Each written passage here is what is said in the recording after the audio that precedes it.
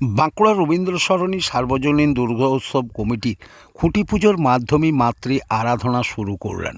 শরৎ মানেই মা দুর্গার আগমন। অশুভ শক্তিকে বিনাশ করতেই মা দুর্গা মর্তে আবির্ভূত হয়েছিলেন, পুরাণে এমনই কথিত আছে। আর সেই অশুভ নাশিনী দেবীর আরাধনাতেই মাতোয়ারা হলেন রবীন্দ্র সরণি সার্বজনীন দুর্গোৎসব কমিটি। প্রতি বছর বিভিন্ন থিম করেই মানুষের মনে দাগ কেটেছে এই পুজো কমিটি।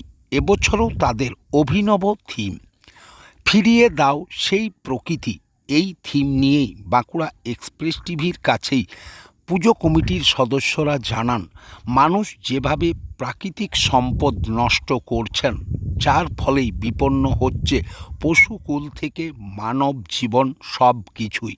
আর সেই মানুষকেই সচেতন করার জন্যই এবছরের থিম ফিরিয়ে দাও সেই প্রকৃতি, যে প্রকৃতির মাঝে মানব এবং পশু পাখি অবাধে বিচরণ করতে পারবেন। এই আশা নিয়েই তাদের এই থিম। তারা মনে করছেন এই থিমে সকলের মনে আনন্দ এবং দাগ ফেলতে পারবেন তারা এই থিমের মাধ্যমে।